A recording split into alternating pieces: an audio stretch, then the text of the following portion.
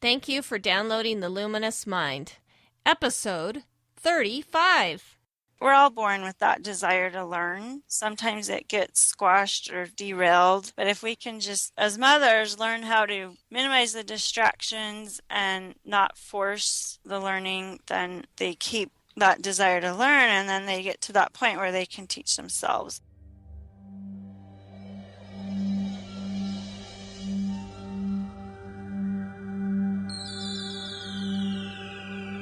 Benjamin Franklin once said, "Do not curse the darkness, rather light a candle instead."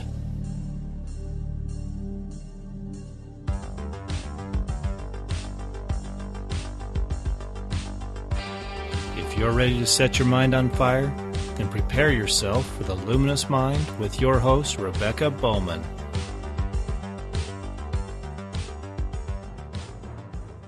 Today's fire starter is Celestia Shumway. She's a homeschooling mother of 7. She has 2 that have graduated and are now at college on academic scholarships. Her own junior high experience was enough to convince her to homeschool when she had her own kids. She loves babies, breastfeeding, homeschool, learning, creating, reading, eating, blogging, and serving people. Welcome, Celestia. I'm totally slaughtering your name. It's okay. Thank you. I'm happy to be here.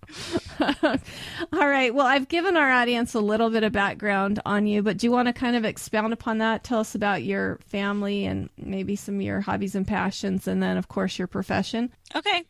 So I spent the first half of my life moving all over the place. I was born in Arizona, lived in Michigan, Illinois, New York, and then my dad's a professor at BYU, so we settled in Utah when I was in 4th grade, and so I finished out my public school years in Utah, and then I went to BYU on a scholarship, and, I really loved to learn. I was a really good student, but I could see problems with the public school system, and I can get into that a little bit later. But anyway, I met my husband at BYU, and we got married, and I was going to go to medical school, but I also wanted to start a family right away, and I just decided I couldn't be a doctor and the kind of mom that I wanted to be, because I wanted to be home with my kids when they were, once they started coming. So I had applied to medical school, and I got halfway accepted. Like, I was on the alternate list at a university, and I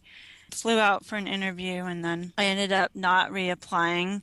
I'm sure if I had reapplied and kept persisting, I would have eventually gotten in, but I decided to not pursue that. And I had a job at the University of U Medical School. I was a laboratory assistant to a medical school professor, and at that time I had decided it was time to start my family. So once I was about 38 weeks, I told them, when I'm about 2 weeks away, I'm going to quit my job because I want to be a full-time mom. So I haven't looked back. That was 21 and a half years ago. And so my oldest is 21 and my youngest is 5. I have 7 kids, 5 boys and 2 girls. And my husband's an attorney, and I have loved homeschooling. It's been one of the best decisions I've ever made. And just about 2 weeks ago, my 16-year-old came to me and he said, "Mom, I'm so glad you decided to homeschool.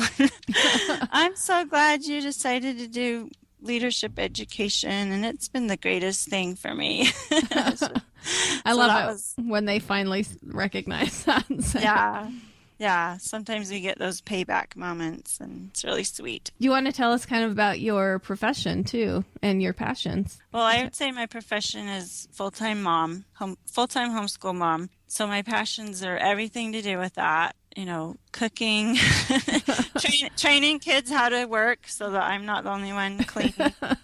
And with 7 kids, you're like, I definitely need some help around here. Yeah, so training them in how to cook and how to keep a house, and teaching them. I've taught all my kids how to read, and about 5 of them I've taught how to play the piano, and I'm also a mentor. I'm trained with the Eternal Warriors program that's under the umbrella of Life-Changing Services with Maurice Harker in Farmington, Utah. So I'm a mentor, and I teach Eternal Warriors classes, which I have targeted towards mothers, and I call it the Mothers Who Know class. So it's a class to help you recognize self betrayal, self-deception habits, and then so that you can prevent addictions in yourself. Oh, that's interesting. Yeah, so that's really fun. I've been doing that for 2 years, and I've met a lot of moms. I've mentored over 100 moms through that class, and it's been a joy. I've met a lot of different people that way, and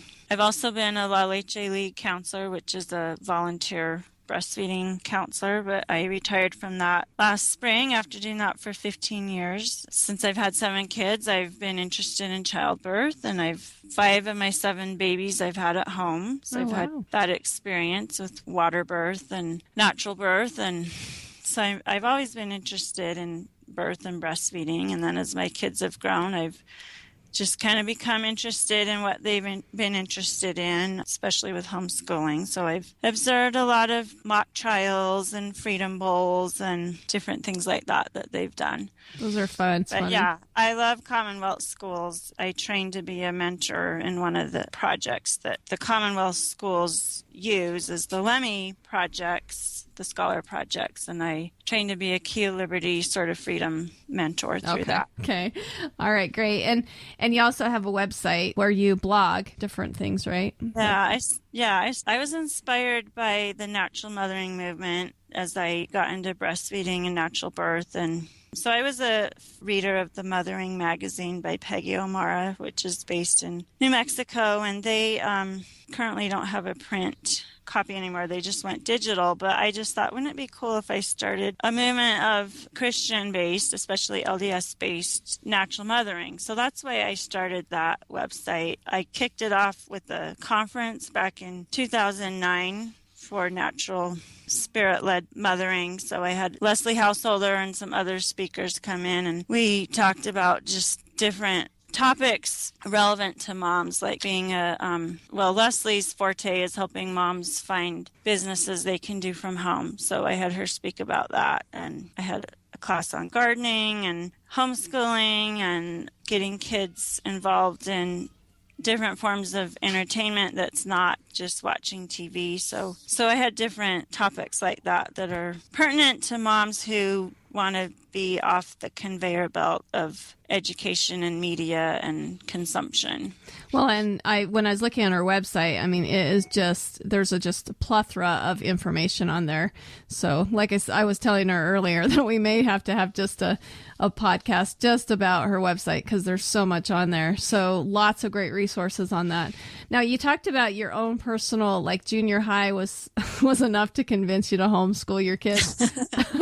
Do you want to tell us about your personal educational experience? Yeah. So I went through the typical public school system, and my junior high was about, I don't know, maybe 10 elementary schools fed into that junior high. So I just felt a little bit lost when I went to junior high because all of a sudden there were 10 times more kids than what I was used to. And I did well academically, but socially I just felt lost. And I didn't like that I was forced to be with all these kids every day, 6 hours a day, when some of them didn't want to be there. They didn't want to be learning. They just wanted to goof off. And distract everyone else from learning.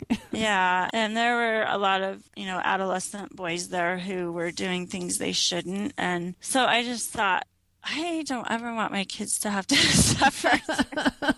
It is a suffer through. The worst part of civilization is junior high. I've had people say to me, well, we all survived the public schools. And I'm like, I don't want my kids to just survive. I want them to thrive. Exactly. So. Yeah. And then I went to high school and I took AP classes and I did very well. I passed 7 AP exams. And so I got college credit and was able to start BYU as a sophomore. But I remember some of the kids there just being so disinterested in learning. They would say to the teacher, well, what will you give me if I do this work? They were just that unmotivated. Wow. They weren't there to learn. And I just thought education is a privilege, and it really is. And if you don't want to learn, I'm okay with that. So go be somewhere where you want to be. And I also, as part of my high school experience, I participated in a time release program where I was allowed to assist my mom, who was a kindergarten teacher in the public school system. So every day for that last period. I would go help her, and that was like the nail in the coffin to convince me that public school was not the system I wanted for my own kids.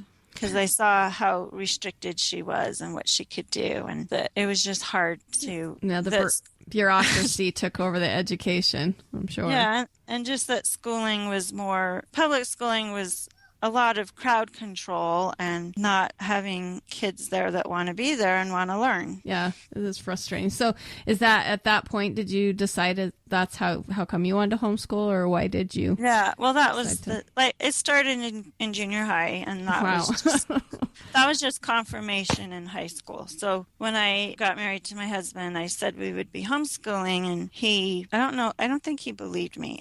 So when my oldest was 5, he said, okay, it's time to start him in something. So I want you to check out all the private schools in the area. And I started looking through the yellow pages, but I just knew that's not how it was going to be. And I thought, well, first of all, how are we going to afford this? And second of all, I don't want to send my kid away. I want to be the one having fun learning with him. Why would I want to send him away to someone else? So I just told him, we're going to homeschool.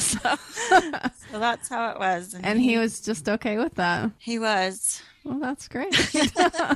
Sometimes they're like, no, I don't like that idea. So that's great. Right. But he accepted it, and I think he later decided that he was glad that I decided that. I think in the first few years he wasn't so sure. Yeah. Some dads have said they just are worried that their kids are going to be weird. Was that a concern of his? No, he never voiced that. That's great. Can you tell us about what your educational philosophy is and maybe the curriculum that you use with this? Yeah. Okay, so I basically do the Thomas Jefferson education philosophy, which as I've studied it, I've learned that it resonates with a lot of different ideas that are out there. And so I kind of have expanded it and called it organic education, which fits under the umbrella term of educational perennialism. So if you just Google that, you'll find there's a Wikipedia article about educational perennialism. There's a set of slides at slideshare.net. Well, there's actually more than one set, and you can go study those. But the basic idea is that a person is an organic being. We're not machines, and so we shouldn't just be stuffed full of facts, but that we have seasons of learning, which the DeMills with Thomas Jefferson Education, they call it phases of learning. I like to call it seasons of learning to follow the idea that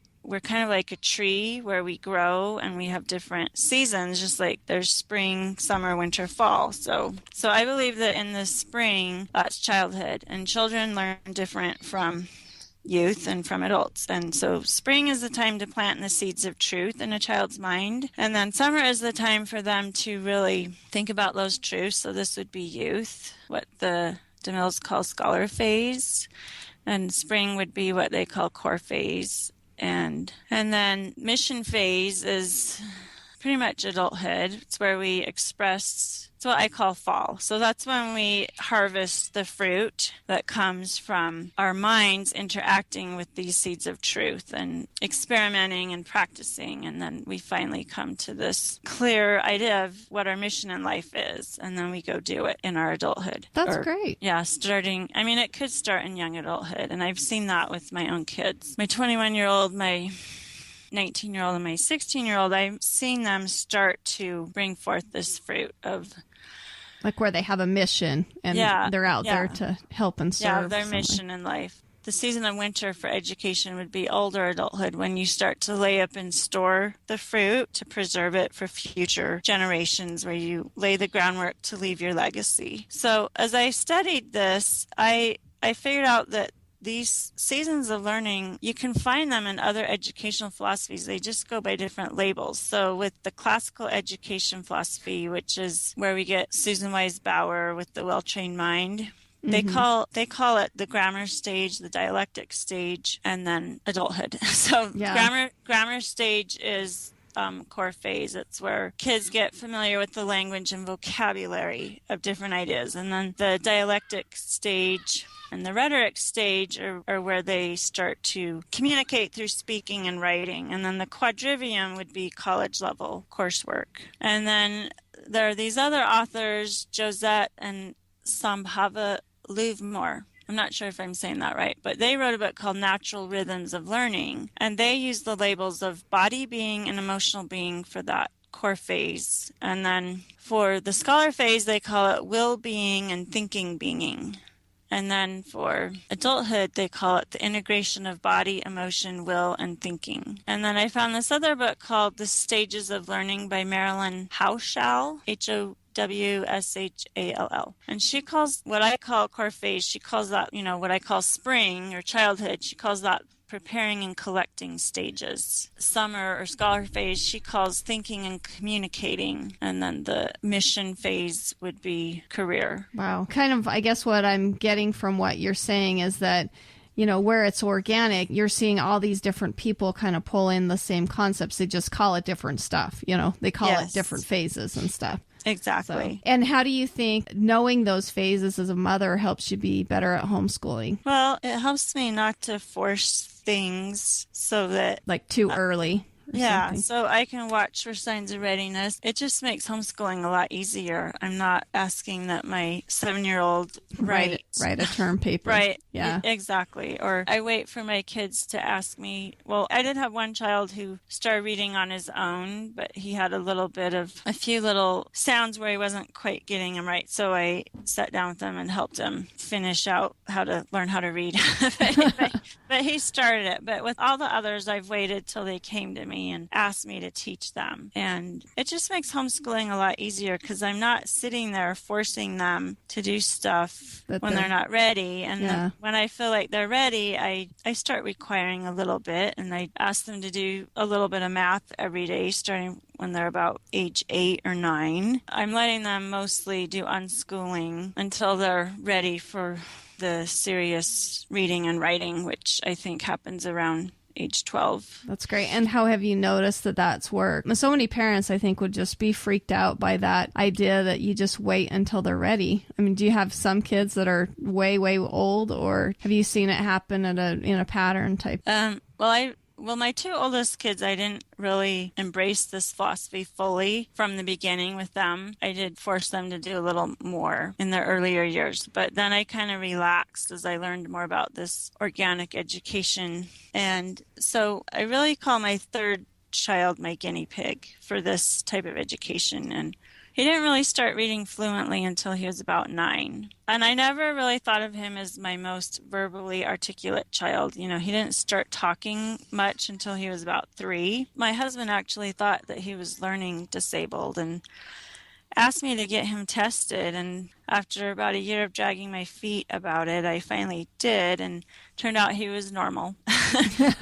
But this child is 16 now, and he's become my most verbally articulate child. He wants to become a public speaker, and he was on a mock trial team last year for the state of Utah. His team took 2nd place, and he was voted best of me for the team. So he's definitely developed those verbal reasoning and verbal communicating skills. And I haven't ever by a curriculum to develop that. He's just developed it by taking speech and debate classes and being around other kids. We have a homeschool speech and debate league taught on the Wasatch Front, and being with other kids and participating in that class really motivated him to learn how to be great at speaking and debating. And so I really think it's great once kids are around age 12 to get them with other homeschool kids in classes, because that peer motivation is really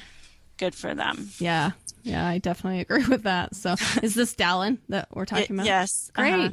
Okay, well, we are excited. We have him coming up on our podcast, so we'll get to meet Dallin and talk to him. I was at our winter homeschool conference, and I had just this other family was just like, you've got to meet this kid. He's amazing. So I'm really excited to actually kind of talk to him. He just kind of came over and jotted down his information. I didn't really get to say a whole lot to him, so that'll be great to meet him. So what is some of the best advice that you've received and it sounds like you definitely have put your homework into studying, your educational philosophy.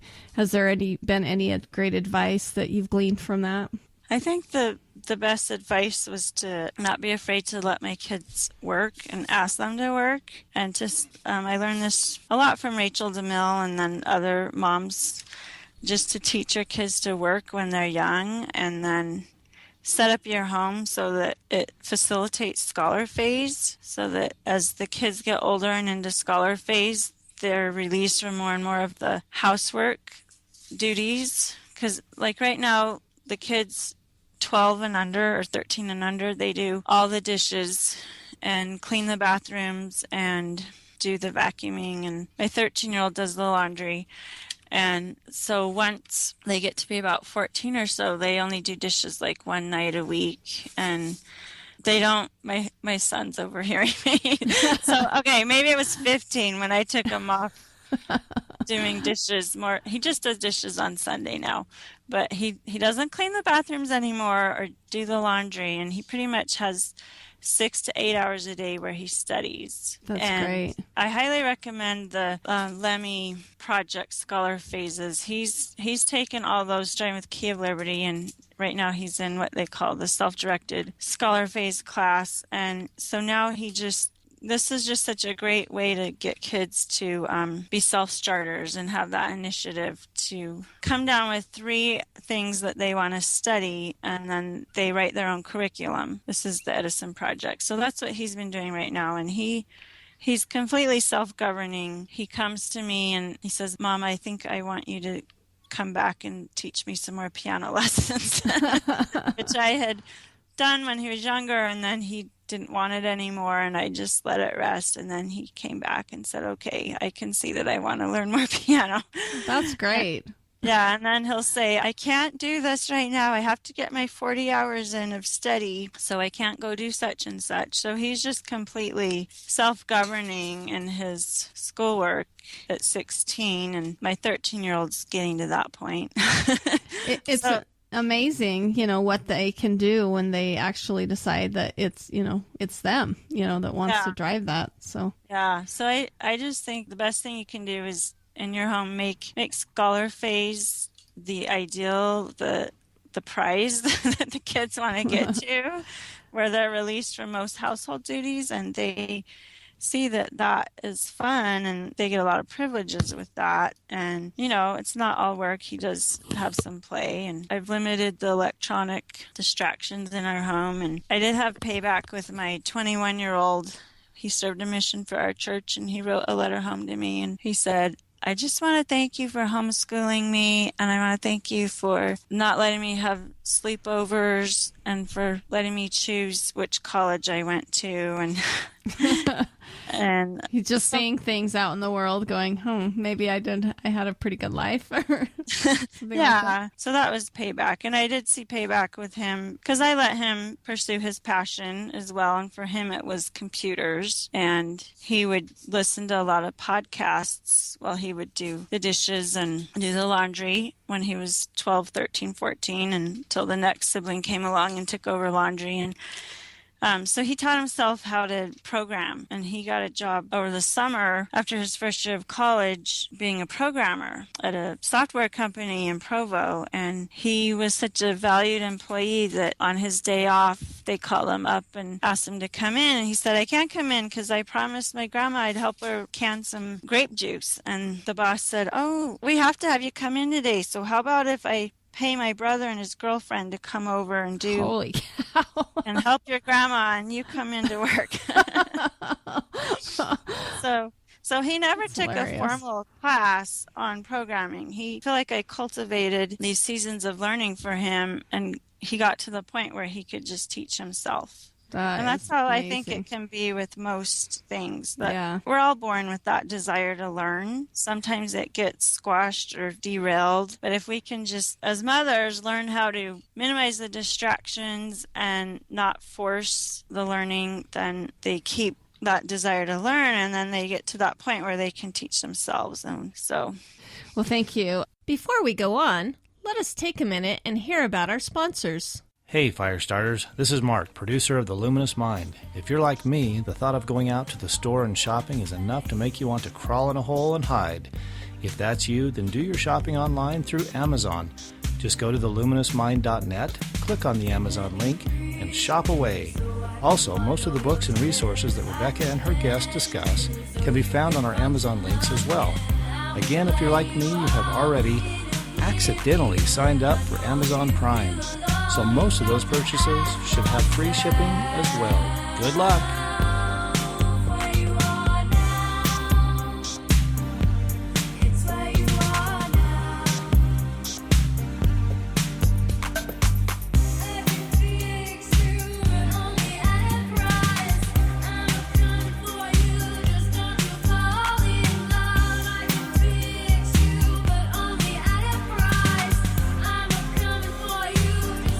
Welcome back with Celestia, Shumway, and natural mothering. What do you think about socialization? We have talked about, your own experience, and then also, how important those Commonwealth schools are. But, that's the big question that we always get asked is, what do you do for socialization? And then what do you think it means to be socialized? Well, I do the Commonwealth schools, and I find that that's plenty of interaction with other peers, and I think socialization is highly overrated. It's probably the only thing that they can point to, public schools can point to, like, you got to go there for this, I've always said it's a myth. Yeah, I just think real life doesn't put people in strict, narrow age categories. Yeah. And we can learn more from being with people from all ages, which is what a family and a home is for, and getting together with other families. So yeah, I believe socialization is a myth. Yeah. Like in a profession, they don't have you, sectioned off by age either. So yeah, right. It makes an uncomfortable situation for kids later on. So, you talked about your son serving a mission. I had a missionary approach his mother and say, I wish I would have spent more time working with people of all ages, because he had a really difficult time getting out and talking to people, that were older, and then maybe some that were younger. And, he had a really hard time trying to interact. And so I really think there's a benefit to that. So what are some of the biggest obstacles you face? And then what are some things you've learned from those obstacles? Probably for me, one of the biggest obstacles has been in the past 3 years or so, my husband's income got reduced by about 75%. So I felt that pull to go get a job. I thought, well, if I did that, I couldn't be a homeschool mom. How could I do that? And it was just tempting, but I just thought, there's no way I'm going to put my kids in public school so that I can go get a job. So I've just prayed about it, asked for help, and God has put different things in my life that have led me to mentor the class that I do, that has helped supplement our income so that I can help pay the bills but still be at home, because I do my mentoring from home. So I'm a firm believer in the power of prayer and connecting to God. So do you ever have times when you're discouraged, and what do you do to combat that discouragement? I do have times like that, but they don't last very long. Good. Not in regards to homeschooling at all. I sometimes feel discouraged about other things. And I specifically in my class that I teach Mothers Who Know, we talk a lot about overcoming discouragement and those other negative feelings. So I just apply what I've learned in that class. And so if you want to know more about it, come take my class. That's great. I know, like, as a mom, sometimes I just feel discouraged. Like, well, am I going the right direction with this child? What else do they need? And so, yeah, sometimes we have discouragement in other places like that. So that's great. So what are some successes that you've seen with your homeschooling? Well, like I said, my son, the oldest, he was able to get a job in between college and mission, that pursuing his passion and not just flipping hamburgers. He also got an academic scholarship to Georgia University that first year after he graduated from homeschool. And then he got an academic scholarship to BYU, which he gave up to go to Georgia with. And it was awesome to see him at the competition with the oral exam, to see him be so knowledgeable about so many things they asked him about the Constitution. He's able to say what each article was about, and he answered questions about history. And government and philosophy. So that was really rewarding to see that. And then to get that letter from him when he was on his mission, and then to have him come home and just go right off again to college on an academic scholarship, which he again got one to BYU Provo, but he decided to go to BYU Idaho instead. Oh, that's interesting. Yeah, so he's there right now. They gave him a scholarship up there, and his sister is there at Well, and she's on academic scholarship, and it's been gratifying to see what she's done with her education. She had some classes where she would question what the professor was saying and cause him to dig deeper with what he was teaching, and he came up to her afterwards and said, "I'm really impressed with you. You're not the typical student who just wants to get by and just do the bare minimum. So will you be my teaching assistant?" So that is awesome. So she was offered that job, which is one of the cushier jobs you can have when you're in college, where you don't have to be scrubbing toilets. Yeah, exactly. So, and then she also got an academic scholarship, so she could choose not to work if that was the case, if she wanted not to work. But I think she's enjoying being a teaching assistant. Lots of stuff to learn with that position as well. So yeah, and I've seen her pursue her study of ballet, which has really been a passion for her. She did it when she was younger and let it go for a while, and then she picked it back up when she was about 17 and has carried it on into college. And I just feel like, wow, because I always wanted to do ballet, but never did. So it's fun to see your kids learn things that, at least for me, I should talk in first person. It's fun for me to see my kids learn things that I always wanted to learn, like ballet and computers. And and to have the time to do that as well. And just to see that they aren't constrained by the things that I was constrained by the public school system. That's great. It's kind of fun where you have older kids. Sometimes we have, as you know, when we have younger kids, we can't see, we don't see an end point to it, and we're worried. We're always just worried that where are they going to end up? And, I've had numerous people tell me, your kids will never go to college and stuff like that. So I think it's encouraging to hear parents like yourself that have done it and their kids are, thriving academically in the real world, I should say. So what are some personal habits that you have that you think make you successful? Well, definitely connecting to God through prayer and reading of the books that I hold sacred, the scriptures. Just like a cell phone has to recharge every day by plugging into its power source, I have to plug into my power source, which is God, and I do that through prayer and scripture study, and then journal writing, which I had let go by the wayside with more and more kids. And with this Eternal Warriors training that I took as a student and then later as a mentor, I've learned the power of journal writing. There are certain questions I can ask myself that help keep me on track and help me be less distracted, so I stay in the frontal lobe of my brain so I can accomplish my goals. Oh, that is great. I need to get back into my journal writing. It's actually, I just brought it up, set on my desk, because I'm like, I've got to start into this. But mostly because of my church responsibility. We are supposed to helping our young ladies with, move along their goal setting and stuff like that. And one of the things that we tell them is to keep a journal. And I'm like, boy, I'm the worst, worst mentor on that. So I better start working on that. That's great. So what are some ways that you organize your time and your family responsibilities? We talked about having your children take some of those responsibilities on, but how do you organize that as a mom? I sat down and made a chart of dividing up who fixes dinner and lunch, and we all take a turn. Even my husband, he does dinner on Sundays, and the 16-year-old just fixes dinner one night a week, and then the rest of us each have two. I do one night, and then I teach the younger kids. They help me on 2 other nights, and then the 13-year-old does 2 other nights, and for that day, so we do lunch and dinner, and then I do the breakfasts, and the breakfasts are just really simple. And then I just took all the other chores and divided them up and among the people, and then I had to get the backbone to actually enforce it and, have a consequence if they don't do their chores, which they just get to go sit on their bed until they're ready to help. And then they get the reward after they do their work of getting to have free time.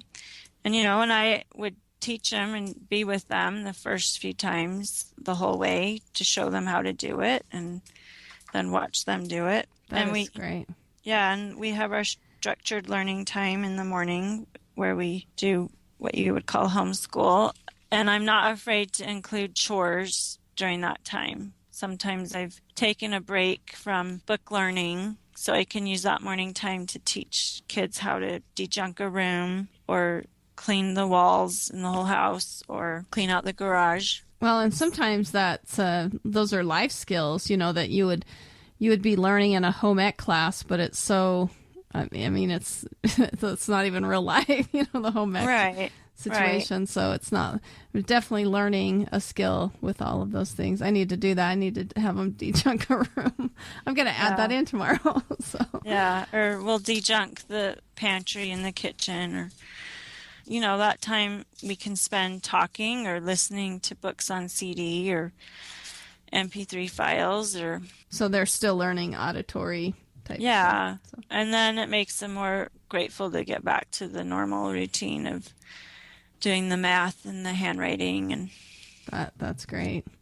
We've talked about a few benefits that your family has seen. Do you have any other benefits that you want to add for homeschooling? Yeah, I just feel like it's just the best way to get an education because you don't have to deal with all these rules. And it used to be normal in our country for young people to go off to college at age 14 or 15 or 16, like John Adams and Thomas Jefferson. And somewhere along the way, we started to lose the idea that youth was a time to prepare for college, and it became more of a time to just play and delay adulthood, basically. Yes. So I've resisted that teenage culture with my kids, and so a big reward is I've seen them just be very responsible young adults, and to also see that they are really good friends with each other, which is something I never felt that I had as a youth, where I felt like my older brothers had their friends, and even though they were 2 and 5 years older than me, it was like our worlds never crossed. Yeah. Yeah. And so even we were at college together, but I never really felt a part of their world. But now I'm seeing my 2 older kids at college together, and they're interacting with each other and introducing each other to each other's friends and having a great time together. And that's great. And I'm seeing my kids connected to God just in a stronger way than I was at that age, just where I don't know. I kind of was the same way, but I think I just see it maybe a little stronger in them.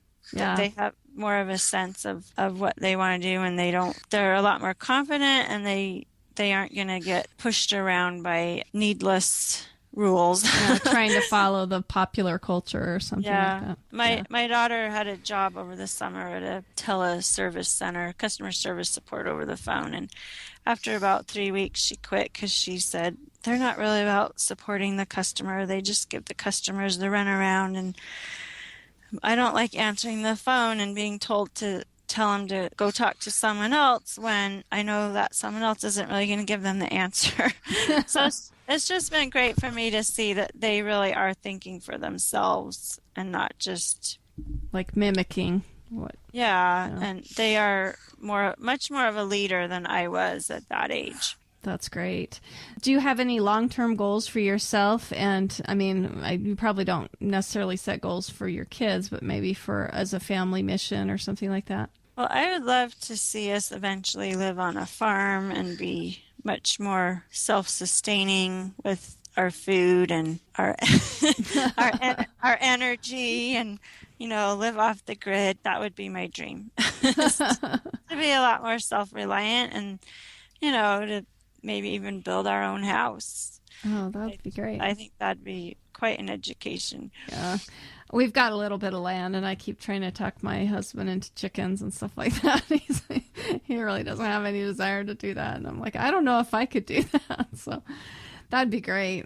So what advice or encouragement would you give someone who's just starting out? I would say don't try to mimic public school at home. Study these seasons of learning, the phases of learning that the DeMills call. Study educational perennialism and learn that it's more important to learn principles and apply principles than it is to cram kids with facts. And get excited about something. Let your kids see you studying and learning and growing, and focus on you. Yeah. And let them see that, and that will help them get excited and want to learn skills so they can be a leader in whatever they're passionate about. That is great. So do you have a favorite book or resource that you'd like to share? Well, I love Thomas Jefferson Education by Oliver DeMille. That's a really good starting point. And then the sequel, The Phases of Learning, those are really good starting points. Great. Just studying how maybe child development too might be a good what kids can do. So what changes would you like to see in the world in the future? I would love to see more people homeschool. I would love to see people embrace the idea of liberty in everything that they do and be less reliant on the government, and see people be interested in being entrepreneurial and finding local solutions for problems instead of looking for the government to solve all the problems in the world. That's somebody else's responsibility and not take responsibility for themselves. So yeah, to form more community with each other, because there's such power in community, and finding out that people close to you have similar interests, and that when we work together, we benefit each other. That is great. That is true. I mean, that's how we work our Commonwealth schools, and a lot of the classes that you have talked about, just working within the community for those, and they have enormous impacts. So before we say goodbye, do you have any final parting words of advice? And then also tell us how we can connect with you. Okay. Parting words of advice, just give yourself time every day to get in touch with your inner voice, your higher power speaking to you, and follow that. That's great. And you can connect with me on my blog, treeoflifemothering.com. My email is celestia@treeoflifemothering.com. And I regularly teach the Mothers Who Know classes, which is a great resource for anybody who feels like you're stuck and that you have self-defeating behavioral patterns that keep you from getting what you want to get out of life. I've had moms take this class and lose. One mom took the class and she applied the principles and she lost 50 pounds. Holy cow. Another mom took the class and stopped her habit of biting her lips. Another mom took the class and was able to overcome trauma from her childhood. It can apply to a myriad of personal challenges. And so if you just go to my website, treeoflifemothering.com, and click on the Mothers Who Know tab, that will tell you when the next class is starting. All right. Well, thank you so much for joining us, Celestia. I really have enjoyed looking at your website myself and gleaning all of the wealth of information that you have on there. So I definitely would encourage our listeners to go to her website, Tree of Mothering, right? Tree of Life. Of Life Mothering. Yes, treeoflifemothering.com. Okay, and it's automatically programmed into my computer, so I haven't even had to look for it. So anyway, great. Well, thank you so much for joining us. Thank you for having me. It's been a pleasure, Rebecca. Great, thank you. Thank you for listening to The Luminous Mind.